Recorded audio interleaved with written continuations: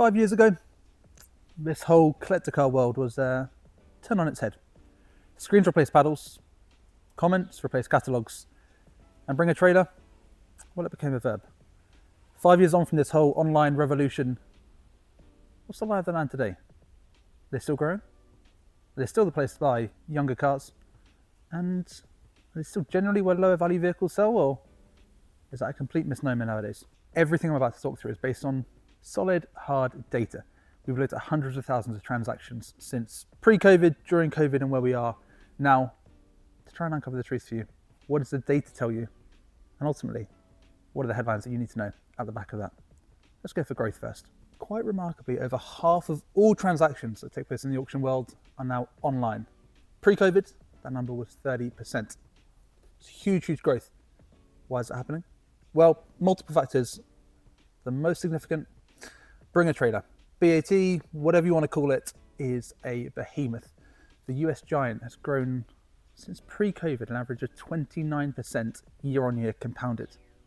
To put that into context, in the first 9 months of 2025, they've sold over 30,000 cars. That's 100 cars every single night of the year. However, what happens when you exclude bring a trailer from that picture? Is the market still a growing one for the online sector? Actually, no. When you strip out bring a trailer, what you see is the number of auctions that were taking place primarily through an online channel peaked in about 2021. Every year since, they have declined. In 2021, we saw 22% of auctions transact online. Now, that number is 16%. So that pandemic surge in online auctions is most certainly real. Has it kept up? Well, if you bring a trailer, it definitely has. And for some providers, they're still seeing increases year on year in the total number of listings. But as online auctions, their importance in the market, their percentage share of the market, that's trending downwards. What about values? So in the UK, for example, in 2020, the average price of a car sold through an online auction was about half that of the average value of a car sold through an offline auction, traditional live auction, about half in 2020. Wind forward to where we are today in 2025. The average value of a car sold online is now 2.7 times what you see in an offline auction. It's completely inverted. And for the avoidance of doubt there, what I'm not saying is that in 2020, if you put the same car into an online or an offline auction, it would sell for half the price. It's not a like-for-like comparison. Rather, it's saying people are more willing now to put higher value vehicles into the online auctions. On the flip side of that, we've also seen average values in the offline world really tumble as we've seen the softening market over the past few years. It's not a like-for-like comparison. Purely though, it's a reflection of people are more willing to put more expensive cars in the online world. Here's another example. What about the very, very top end of the market, that 7-figure plus range, your super hypercars? What's happening there? In 2023, for every 100 of those 7-figure cars sold, 6 would be sold through an online platform. The other 94 would all be in your offline live auctions.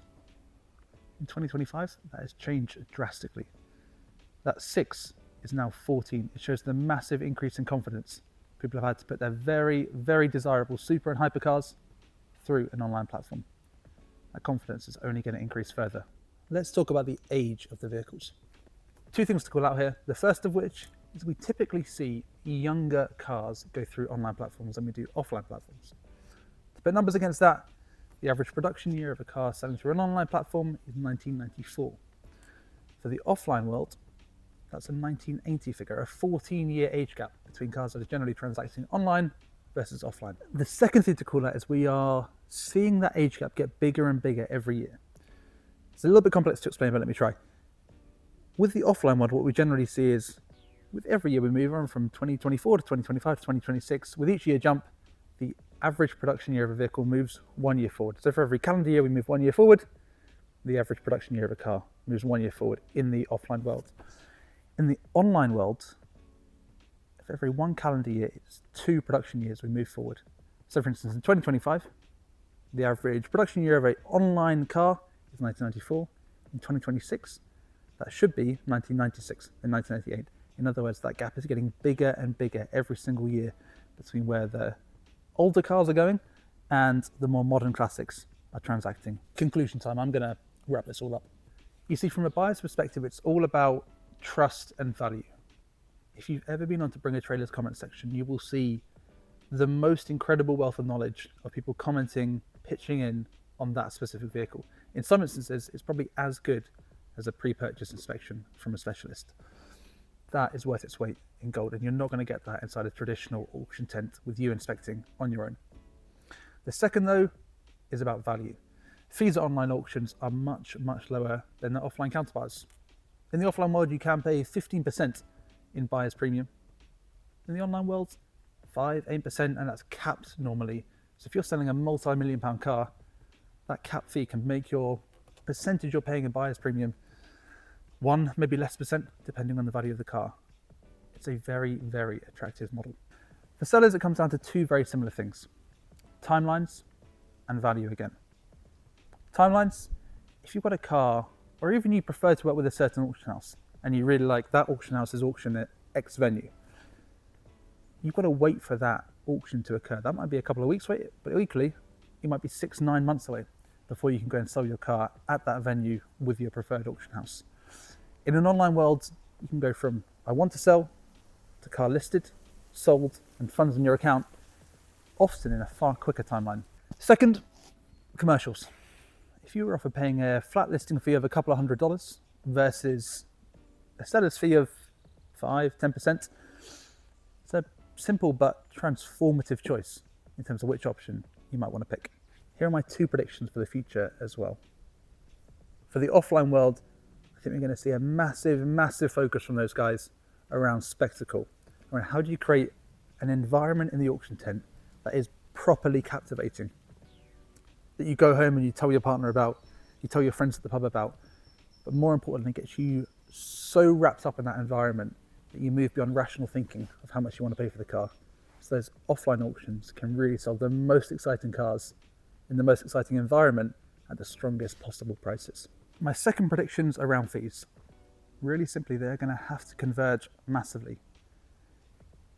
In the offline world, if you're trying to persuade a consignor to consign with you guys and your fees are so drastically different to what are offered in the online world, you can make the price argument, but it's a hard, hard sell to go and convince someone.